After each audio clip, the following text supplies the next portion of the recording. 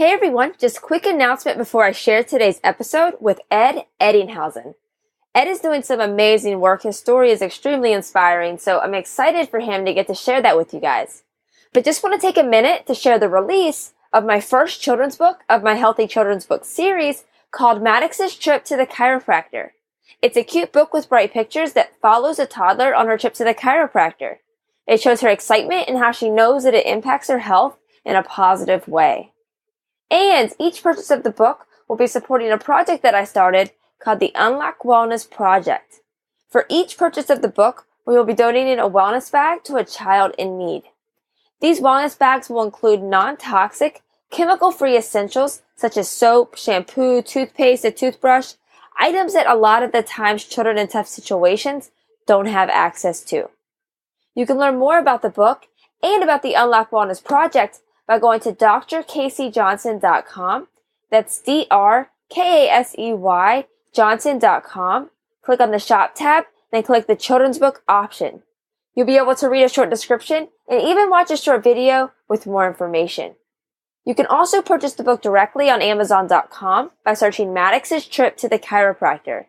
But I hope you guys love the book. Be sure to check out my website to learn more, and thank you so much for the support.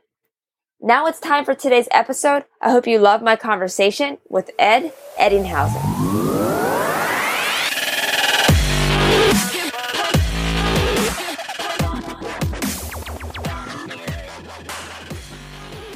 Welcome to the Unlock Wellness Podcast. I'm Dr. Casey and excited for today's guest. I'm here with Ed Ettinghausen, and Ed has an amazing story. He has the world record for the most 100-mile races in a year. And he has completed Badwater 135 7 times. And just big shout out to Natalie Larson for connecting me with Ed. Her story is amazing as well. Be sure to check out our episode in episode 80. But Ed, just thank you so much for taking time to come on. I'm excited to have you and excited for you to share your story. Thanks, Dr. Casey. I'm really excited to be here. It's an honor listening to your podcast and looking forward to our conversation. Awesome. Yeah. So let's just jump into it. Let's talk a little bit about your backstory and what really got you interested in running and how that led you to competing in such long distances. Sure. Well, I ran my first marathon when I was in high school. I was 17. So this will put a date on me. That was 1980, probably before you were even born. So I really got bit by the marathon bug back then and ran a few more. So by the time I was 18, I'd ran 5 marathons. And then in college, I met the love of my wife. We got married, settled down, had kids. So I didn't really do much running at that point. But then I was 31. I went to run a marathon again and didn't do training. I was kind of lazy. I thought, I've done 5 marathons, piece of cake. I don't really have to do much work with this. I'm still young and healthy and vibrant, and went out and DNF'd. Now, you probably talked to people who have DNF'd 100-mile races, but very few people DNF in a marathon. Guess what mile I DNF'd at? Oh man, I don't know. I don't want to lowball you on that. Well, you usually hear people, if they're going to pull up a marathon, it's usually mile 18, 20, maybe 22. I DNF'd at mile 3. Oh my gosh. My knees were killing me, and it's like I was in a lot of pain. And so I talked to a guy a few weeks after that, a marathoner, and he said, well, you did all those marathons when you were a teenager, and you did all that hard pounding on streets and pavement, and maybe you just ruined your knees. Maybe marathons just really aren't in the cards for you. So that was a little seed that stuck in my brain, and he didn't mean anything bad by it, but unfortunately, that's the way I processed it. That I was a washed up has-been in the marathons, and so I didn't really think I'd ever do a marathon again. And then fast forward, when I was 46. I went through some tough times, and I actually have bipolar. It's bipolar 2, so it's not as severe as it is for some people. But anyway, during an episode where I was really in a deep depression, I decided to start walking just for my self-therapy, and then walking turned into running. And then I decided, well, why not do a marathon? I think I can. And so I did, and did a couple within 2 months. And then I found myself at a 24-hour race. And having never done more than a marathon, just kind of stuck with it. And by the time the 24 hours were up, I'd gone past the 50K, 50 mile, 100K, Wow. even little past 100 mile, and ended up with a 102. And that was my first ultra, and then started doing more from there. That's cool. So, like, do you think that first, whenever you didn't finish that one marathon, like, was it this lack of training because you just jumped into it a little bit too soon? Do you think, as far as like the knees?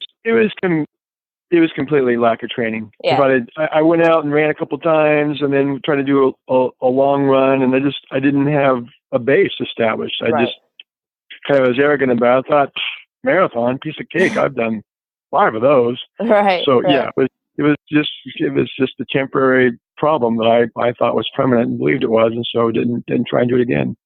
Got it. And like, what was I guess like that transition like from going from a marathon to more of the ultras? Because I mean, it's obviously a lot more distance. Like, what was like that hardest like transition for you?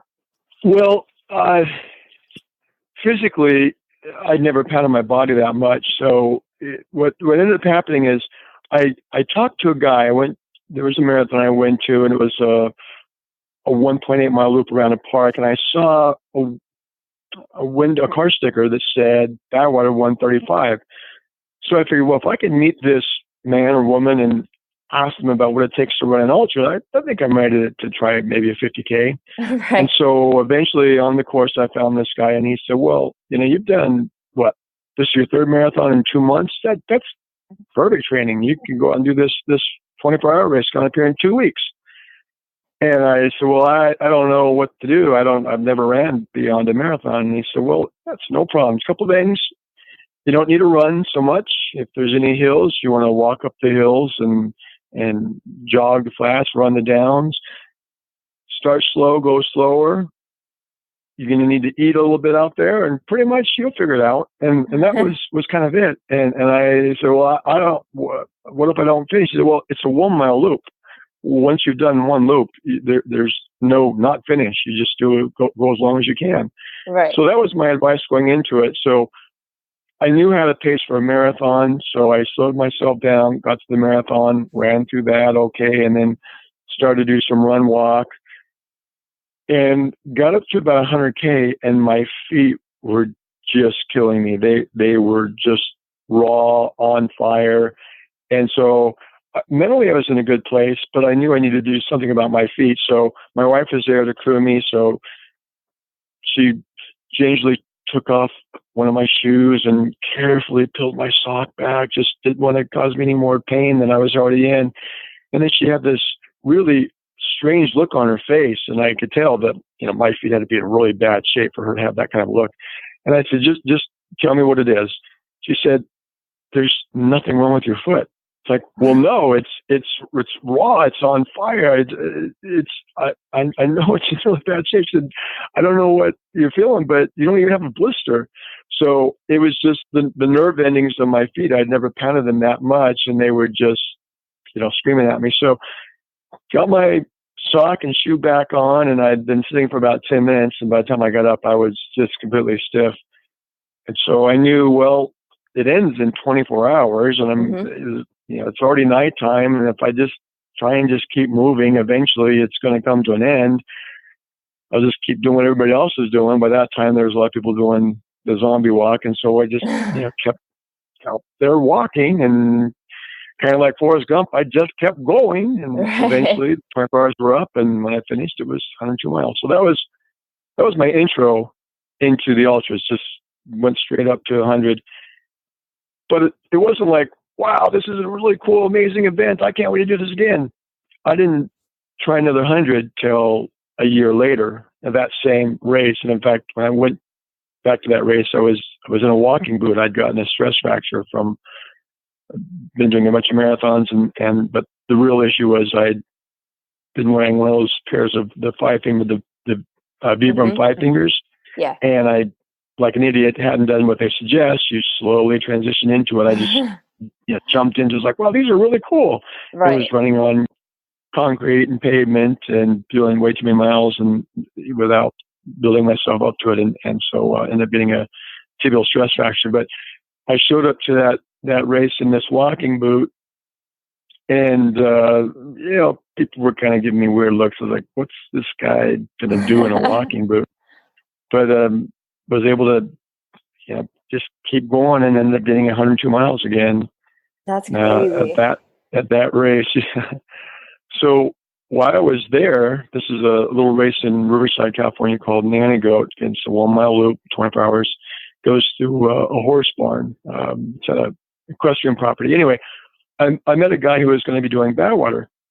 And about a month later, I decided, Badwater is only a month away now, but I wonder if he needs any more crew. So I got his email. I sent him an email. Hey, I'm the guy. I don't know if you remember me. I was in the booth there at Nanny Goat, and I'm interested in going out to Badwater, and if you maybe need somebody to crew you.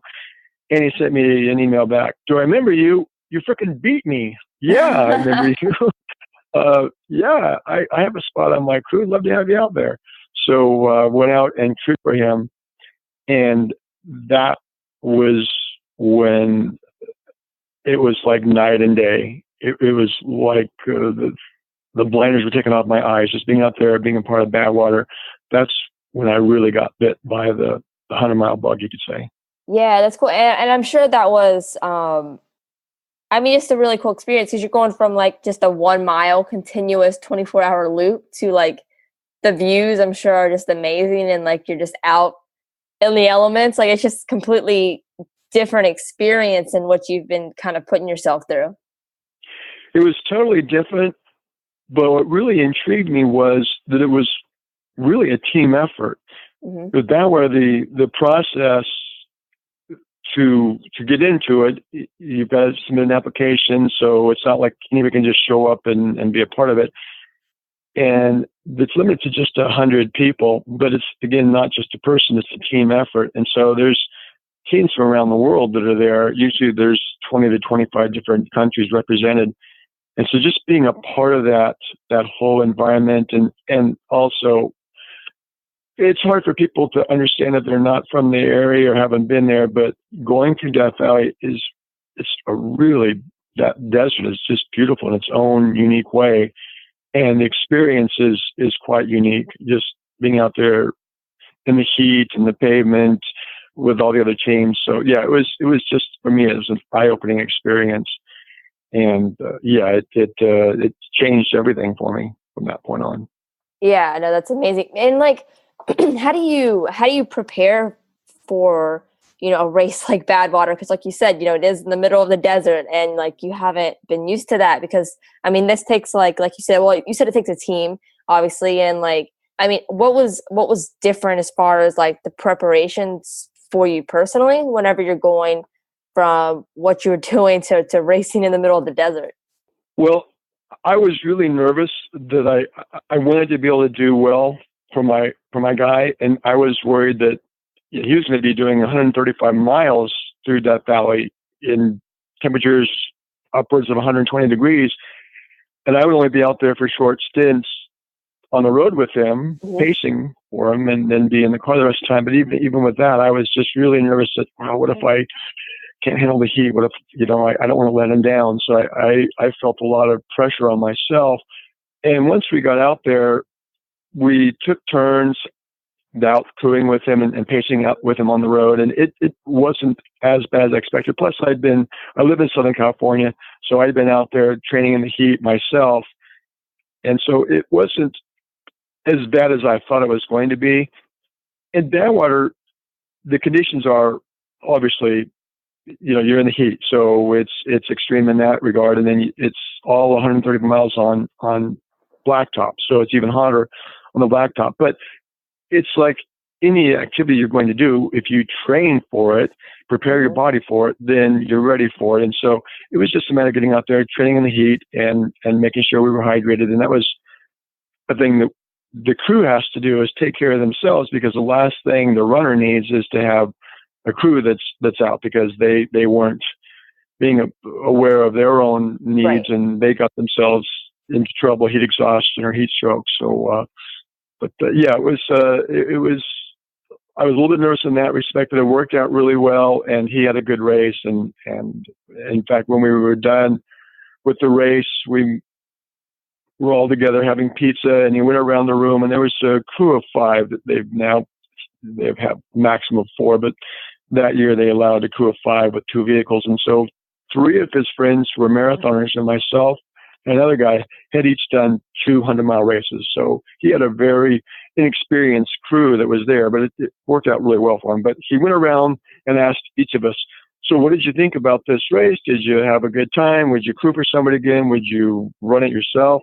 Mm-hmm. And when he talked to his 3 marathon friends, they all said, yeah, this is a fun experience. And yeah, I'd come out and crew for you again, but no, I don't think I'd ever want to run it.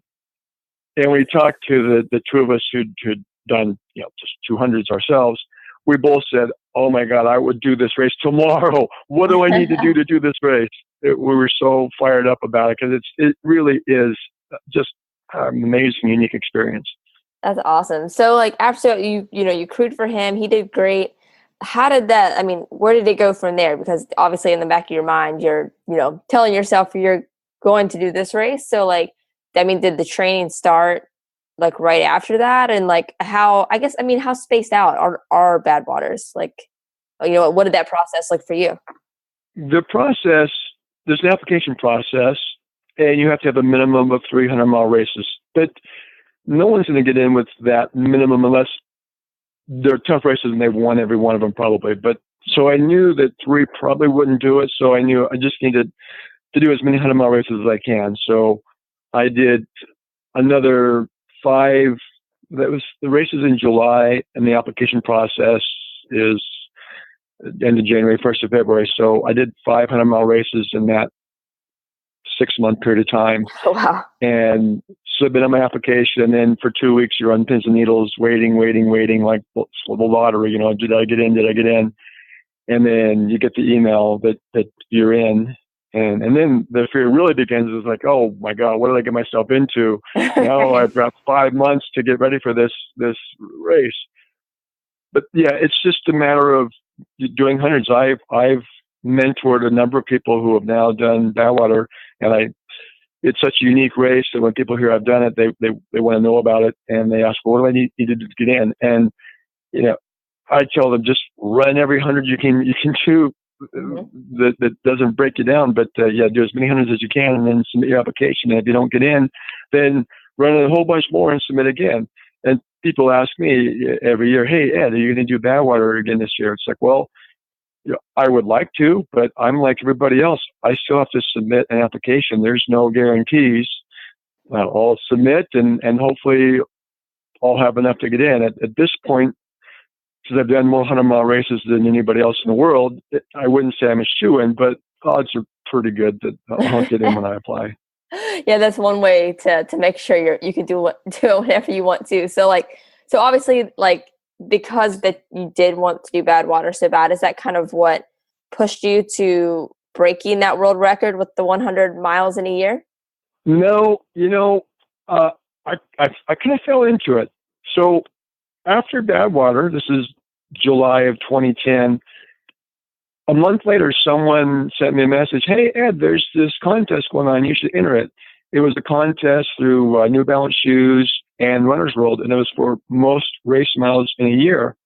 And if you win the contest, you get $25,000, which sounds really cool, and it is, but it's $25,000 for your charity, which is still a really, really cool thing. And at the time, there's a charity that we were really actively involved in. My daughter's a type 1 diabetic, so I knew the founder of the charity, and so I thought, well, this would be so cool if I could win and get them some money, because they're a really small startup charity and could really use the money. So at that point, it was like, all right, I'm going to do every single race I can find. And so I would do a couple marathons the weekend. If there's a 100-mile race, I'd do that. And of course, that helped me build my resume for my application. Mm-hmm. But so I just did everything that I could, because I was starting a bit late. Here it is August. The contest ends at the end of that 2010. And even though I'd been doing quite a few marathons, I was behind because you could see on their calorie sheet how you placed. And I was in top 20, but I had quite a bit of work to do to get to the first place. So I just kept running every race I could run, and a lot of marathons. And then by the end of the year, finally, there was myself and one other person who I knew. I had actually met her. She was going for the Guinness World Record for most marathons in a year.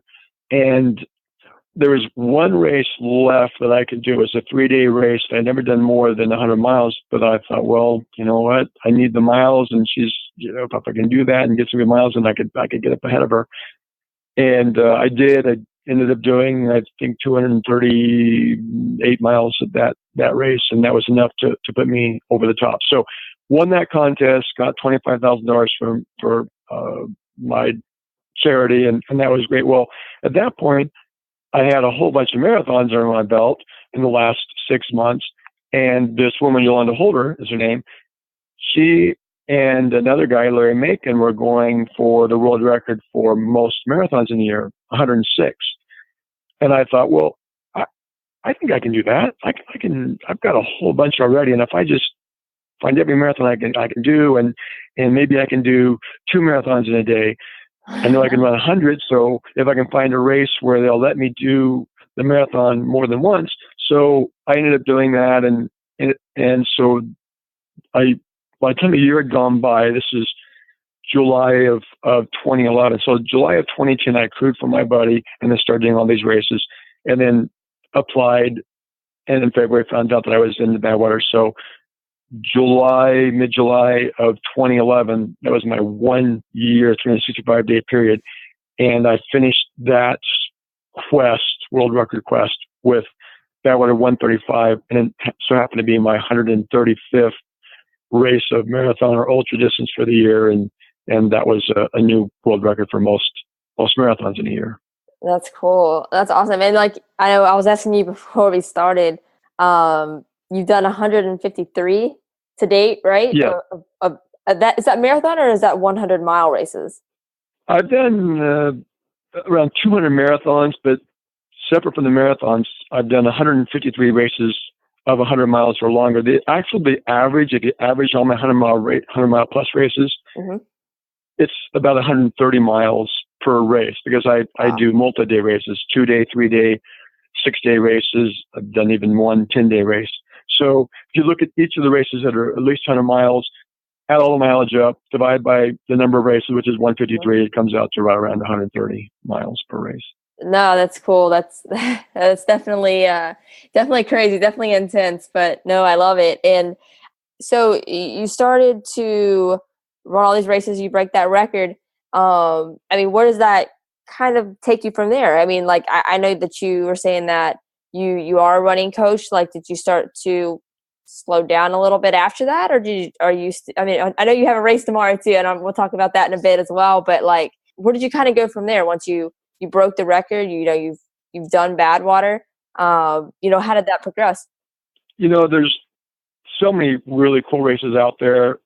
And once you get bit by that bug, I have kind of an obsessive personality. So it worked well for me, because if you're going to be obsessed or addicted to something, it might as well be something that's healthy. There's so many directions you can go with obsessions. Right. So after I had done broke the world record for most marathons in a year, marathons or longer distance races in a year, the gentleman who had held the record, Larry Macon from Texas, he had done 106, I had done 135.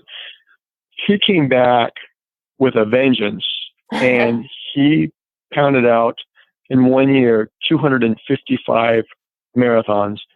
Wow. And when he did that, it's like, uncle, that's it. I can't even think about trying to compete against that, because physically I could do it. I believe that there's capability of someone, if they have the ability to run ultras, and if they do it in the right way. Like, you could go to a 24-hour race or a fixed time race, 48, 72 hours, 6 day. And with Guinness World Records, the way they look at it, as long as they allow a marathon distance in their race. And if you do it within the parameter of their time, so it's official, you can knock out as many marathons as you want. So that's one of the ways I was able to do a bunch of marathons. I'd go to a 24-hour race, and if it was a 1 mile loop, I'd do 27 miles and then get a new bib, and as if I was a different person, and do another 27 miles and just, do 4. And if they had a 30-hour cutoff for the 100, I could maybe even squeeze in 5. So that's what I did. Well, I feel the body is capable of doing, by doing something like that, you could maybe knock out 300, 400 marathons in a year, but it takes more than just willpower and physical body. It takes a lot of money, race entry fees and travel. This guy, Larry Macon, by the way, he just a couple of weeks ago, he has ran more marathons than anyone else in the U.S., and he's 5th on the list for the world, and he's trying to do the most in the world. Wow. But he just did his 2,000th marathon in San Antonio just a couple of weeks ago. And this guy does about 100 or 100, between 100 and 120 marathons every year. And he's been doing it for 20 years. And he just,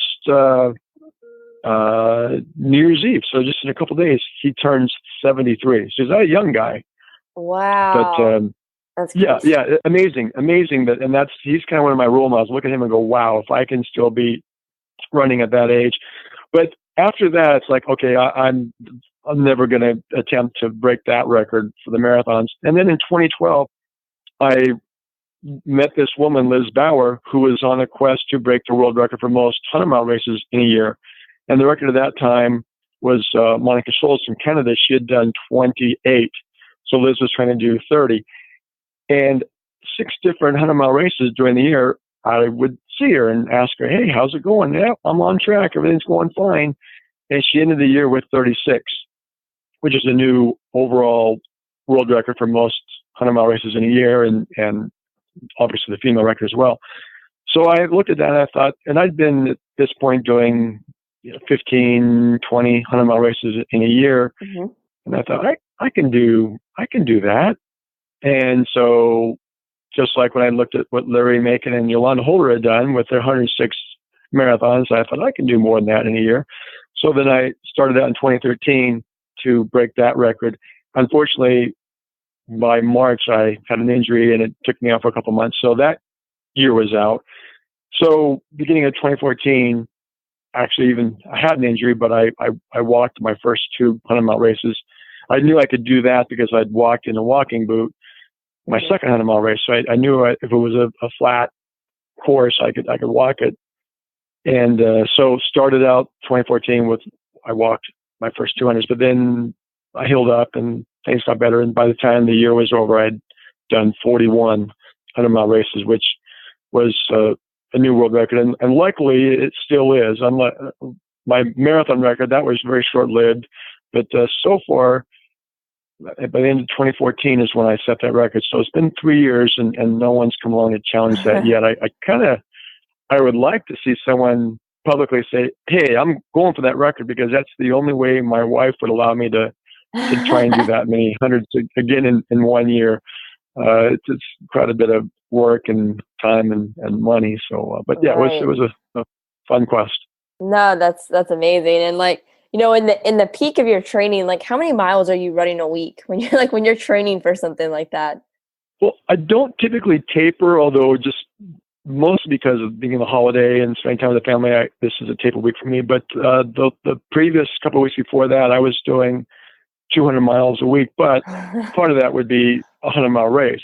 Right. I still do, like the one I'm doing starting tomorrow. That's my 28th, 29th 100-mile race for the year. I typically do 15 or 20. I'm really, really blessed in that I rarely get injured. I haven't really been injured since 2014 for the most part. That's awesome. And I recover really, really well. And I don't think it's anything per se that I have any magical ability. I think it's just what the body is capable of doing, and I've taken my body to that level. The body is the most amazing machine in the world. It's the only machine that the harder you work it, the stronger it gets, unless you break it. But if you don't break it down, if you take care of it, I'm really in tune to my body. So when I feel something's not quite right, I'll pull back if I need to. But so I've just found that I'm able to do this. And then also a lot of it is mental, and I've learned what it takes mentally to get through these and to do these.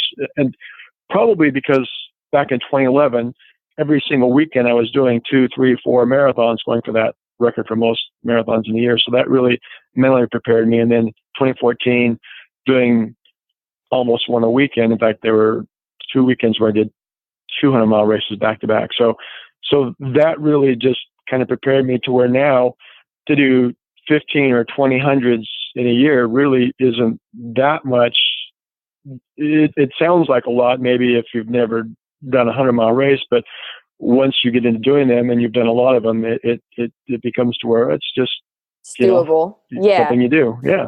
Yeah. No, that's awesome. And like you mentioned the mindset, and just can't imagine the amount of just what kind of like mindset you'd have to race such a long distance. Like, was that a hard thing for you to train yourself in? Like, or was that pretty easy to kind of get the mindset that you're going to finish? And like, cause just sometimes a short distance run can be hard on the mindset. So like, a 153 miles, like that's a lot. Well, again, it's amazing, the body-mind connection, but the body is the ship, the mind is the captain. So if I'm out on a run and there's a cliff ahead of me and my mind tells my body, we're going over the cliff, the body's not going to, do a mutiny and say, no, we're not. That's instant death. The body does exactly what the mind tells it. Now, the mind might make the body do something that's detrimental to it, but the body, it just has to do what it's told to do. So it really is all about the mind. But, and as to your question, was it difficult?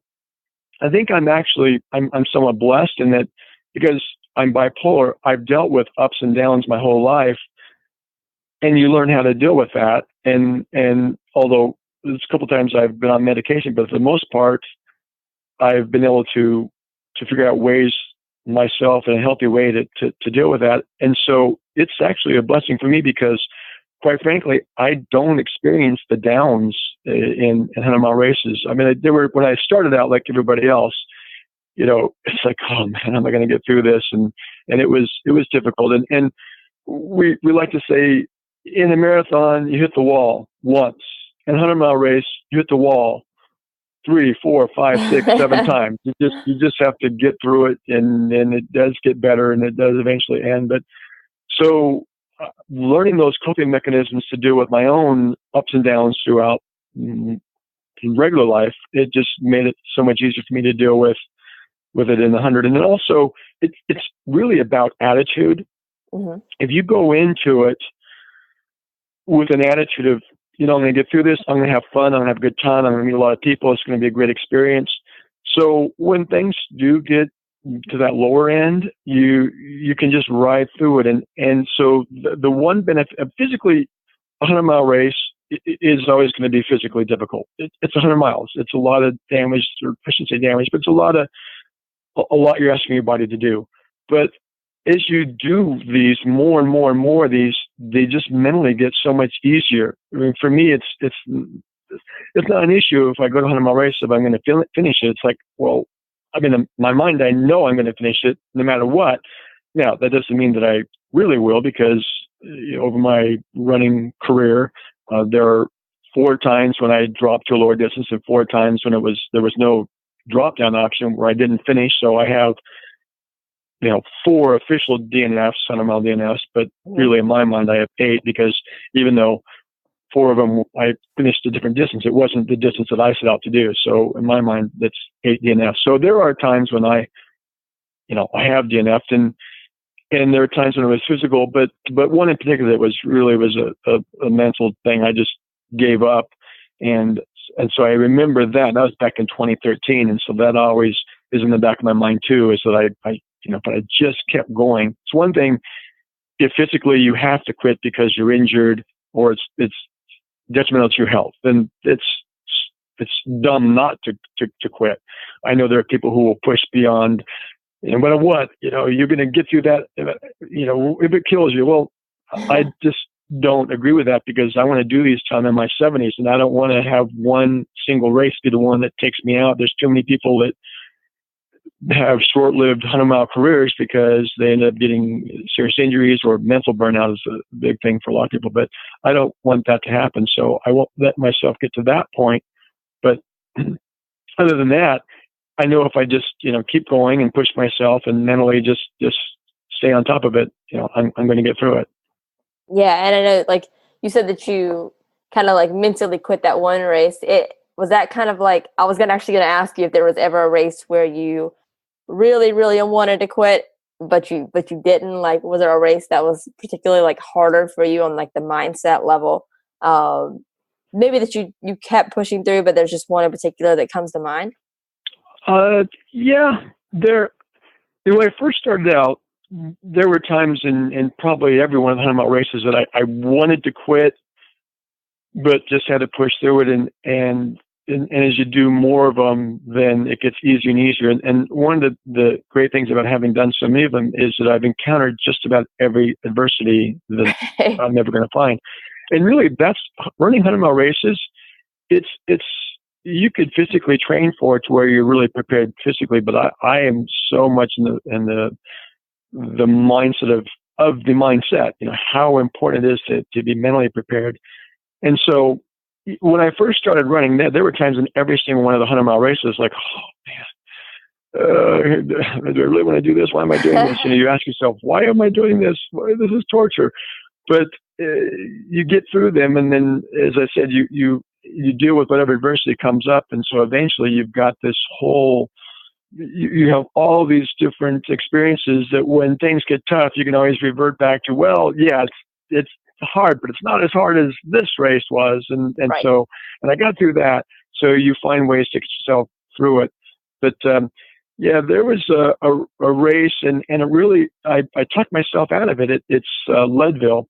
And when we all have our strengths and weaknesses, and I have, I guess, my kryptonite is elevation. I have difficulty with elevation. And part of the mindset, if you say, oh, I don't do well at elevation, then you're programming yourself for that. So I try not to say that, because I need to get over the elevation thing and get to where I'm better at it. But it is, for me, a difficulty. So I was doing Leadville, and there's a point of Leadville where it goes up over Hope Pass. And Leadville is the highest city in the United States. It's at 10,000 feet.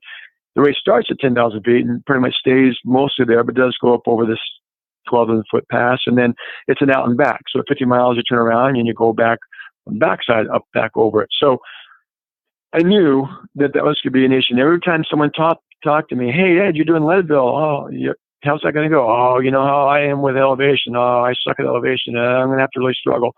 So I was programming my brain for that. And I got up over Hope Pass and got down the other side and got turned around and made the cutoff and was heading back. And I was anticipating, and I struggled, definitely. It was really difficult for me to get up over it and just really hard to breathe. And so on the backside, and it's a little bit steeper going out the backside, and I basically just talked myself out of it. And so I turned around and went back to the 50 mile, and I was done. As soon as I turned around, I was already regretting it, but, I tried to talk myself, tell myself, well, you're not going to make the cutoff, and you got to get up the top there, and there's no way to get down from the top except on foot. It's not like a road up there. So you get up there, then you still have to go miles and miles down, and I put yourself through that torture. And to this day, that race, I regret that I didn't at least try, because I may have got to the top and may have missed the cutoff. And but you don't know, so right? my race would have been over. But at least I would know I tried. I gave it my best effort. And I know that I didn't give it my best effort. And that's one of the things about running 100-mile races is eventually, at some point, pretty much everybody will have a race that they don't finish for whatever reason. And it's a DNF, did not finish. But I think of it as did not fail if at least you're giving it your best effort, because there's something you can learn from that DNF. It shows you really, if you're open to it, it shows you your weakest link. It shows where you need the most improvement so you don't DNF again. And unfortunately, I have running friends that will not finish a race, and they'll blame it on all kinds of different issues. And the reality is, most of the time, it really is either badness, decisions that we made, or just mentally having given up. And there's nothing wrong with it. I mean, if that's the case, just admit to it. Hey, I gave up. Because as soon as you can admit to it, then you know, all right, what do I need to do to be tougher mentally so this doesn't happen again?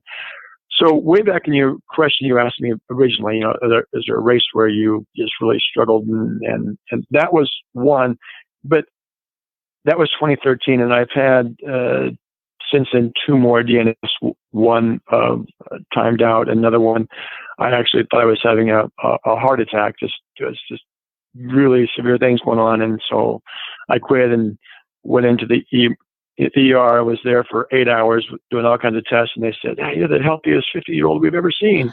Nothing wrong with you." So it ended up being it was probably, we figured out maybe it was an anxiety attack or a panic attack, but I have anxiety issues I have to deal with as well. So I'd never had that happen in a race before. So it was kind of a new experience, but yeah, mentally, as you do, the more of these that you do, it does get easier and easier mentally, because okay, I've been here before. I know what it's like when this is a struggle, and I can get through it. So now, when I show up at a 100-mile race, it's like, okay, I wouldn't say it's a piece of cake, because you always have to respect the event. There's lots of things that can go wrong, but I pretty much know from the outset I will finish this race. And when you come into it knowing that you will, there are things that are out of your control, but that's half the battle right there. Is you've made up your mind, this is going to happen. I will finish. I will cross that finish line, and you make it happen.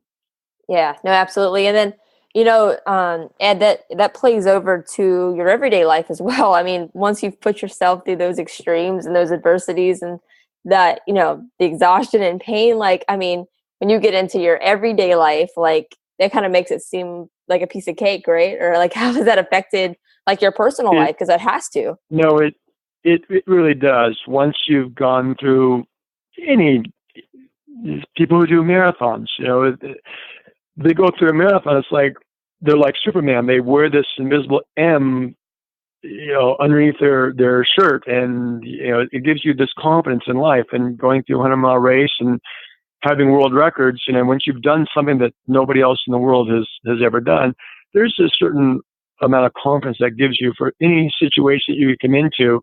And no matter how difficult things are in life, again, it's like for me with 100, I can look back on other 100s when they're difficult. Whatever you deal with in life, it's like, okay, this is in perspective. This is really nothing. I can get through it. Just need to, figure out different parameters, have a plan of action, and keep going. And it's about momentum. Once you get started in any project, once you start, it's so much easier to get it done. It's like, but a race is the same thing. I've found that one of the biggest things, really, there's no secret to having done 153 100-mile races other than showing up. That's really the biggest thing, showing up and then having the right mindset and then just putting one foot in front of the other. And that's how you deal with any project or any task. You just do what has to be done and don't quit. No, absolutely. I love that. And so Ed, I know, excuse me, I know that you have that race coming up tomorrow, which is awesome. But like, is there, including that race, like things that are happening in the future for you that you just want to share with people? Well, I do want to share. There's a charity that I've been working with. It's runfar.org, run-far.org, and a really cool organization. What they do is they do fundraising, and it's for children of veterans who have committed suicide. So I've been working with them, and so whenever I run, I like to promote them because they're a new nonprofit and starting out. So whenever I run a race now, I know that I'm not just running for me. I'm running for these kids. And what I had heard about them. They had a postcard that I got in the race I did, having 100 in October. And on Cyber Monday, the Monday after Thanksgiving, I saw a post on Facebook. It was white letters goodbye on a red background. It's like, wow, that's kind of weird. It was an ultramarathon that I knew from San Antonio. And later in the day, I saw another post someone had put up, and it was a news report from San Antonio. There's a SWAT team that was called to a home, and someone had killed their wife and taken their own life. And this was my running friend. And when I say friend, we were Facebook acquaintances. I don't know that we ever actually met, but he had done Western States and some other races. So I was totally blown away when I saw that. It's like, I cannot believe that. I didn't really know Scott that well. I know that he suffered from PTSD, but it just totally shocked me. And when that happened, it's like, okay, this is so terrible. How can this happen? But beyond that, is there anything that I can do to maybe, because I deal with, mental illness myself. My mother was schizophrenic, bipolar, and I was taken away from her care when I was 8 months old and raised my whole life in foster care. And I have a more milder form of bipolar. So I know what that's like. I know what it's about dealing with the dark side, but I've never served in the military, so I don't know about PTSD. But anyway, it just kind of came together, and I knew this organization was involved in this, that parents who had taken their own lives that were veterans, it was scholarship funds for their kids to go to college. So I hooked up with the organizer, and I've been working with him now. And so anyway, so when I do this race, it's a 6-day race that I'm doing. They're going to come out and crew for me, but I'm trying to go for multiple records, American and world records. And because I'm an old dude, I'm 55, I'm a grandpa. It's some of the records at 55 and over are kind of almost low-lying fruit. I mean, they're soft, and that,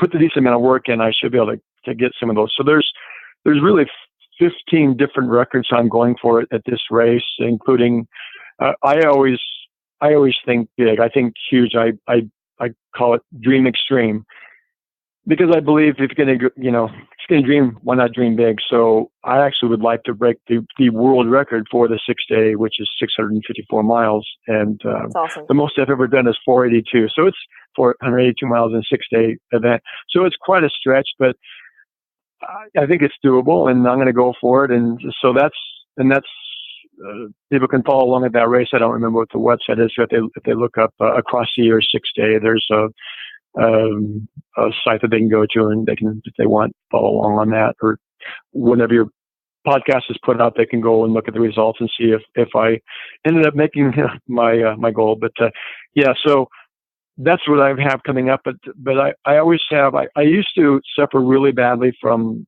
post-race blues. I finished a race and just go into kind of a slump.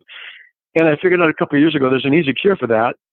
The cure is you just have a bunch of races lined up. So I've got a whole lot more races. And so for me, when I go to a race, I go for the experience of something, a new experience for me, because every 100-mile race is a new experience, but also experience of meeting old friends and new friends. And so when I do a 100-mile race, I'll always stay, even if it's a race that I win. I just ran a race a week and a half ago, and I won that, but I always stay until the last one comes in, because that's what recharges my batteries. I get so much motivation and inspiration from seeing people that are really struggling and having a tough time, especially if it's their first 100 or they've only done a couple. I know what that struggle is like. It was only 8 years ago when I was in my first one.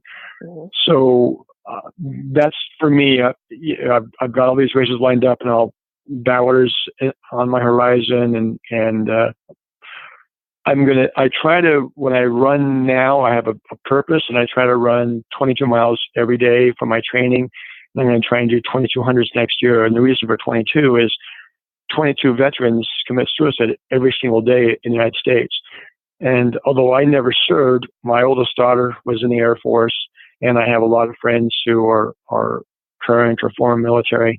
And so I really just have a spot in my heart for them. So that's as far as what I have coming up, and as far as my training miles go. Again, the 22 every day is what I'm trying to do, and then all these different hundreds, and to bring awareness to this organization and to just the whole mental illness thing with the military, but also when I run these 100-mile races, I feel sort of, since I've got about 20 different world records at this point, but because I've done that, I sort of feel an obligation to be out there and help others. Mm-hmm. And I didn't have anybody that was doing that for me. When I started, I had one guy that I talked to, but I didn't really, have any sort of, so to speak, mentors or coaches. And so I feel by being able to be out there and sort of pay it forward with others, there's so many cool things that happen in a 100-mile race, and it's such an amazing event. And I'm always trying to get people over to the dark side. That's we call ultramarathons, the dark side. And so, and as sort of an ambassador for the ultras, I feel that I need to be out there and help others and just kind of, pass that torch on. Yeah, no, that's amazing. And I love how you're using that platform just to serve a higher purpose. I just think that's amazing. And, you were talking about just ways to follow you. So what is the best way for people to follow you, like on social media? That way they can keep up with what you're doing, your races. And then I'm sure you're sharing links to ways to follow you, right? So what's the best way for people to follow you? Well, I'm on Facebook. So there's just my name, Ed Ettinghausen, but also I have a Facebook group. It's called Run Jester Run Friends. So like Run Forest Run, it's Run Jester Run Friends. We didn't talk about how I became a jester, but anyway, I'm the running jester. So every race I do, I'm dressed as a jester.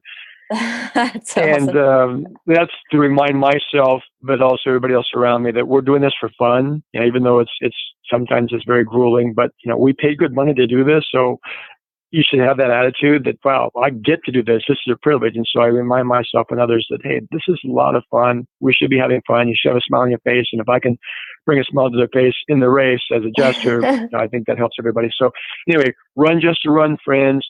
There's about 5,000 members of that group, and that's purely just running. There's no politics, no religion, nothing but running. And people post different running inspirational articles and things. And I don't really hardly do anything anymore. Just go on and make some comments or like things, but it pretty much runs itself. So there's that. I just recently got on Instagram, not really doing anything with that at this point, just because I'm learning that. I'm kind of a dinosaur. I was hesitant to go on Facebook back in 2010, all my new running friends that are starting to run more, like, Ed, you got to do this. It's really cool. We can share pictures. And it's like, I don't know, that's for young people. And then got onto it and kind of, found that it really is a cool format to be part of. So anyway, there's Facebook, there's Instagram. They can reach me through. Awesome. And then before we close out, I have to, because I did forget to bring up the Jester outfit that you wear for every race. And just a side note question, is that uncomfortable at all to run hundreds of miles in like a Jester outfit?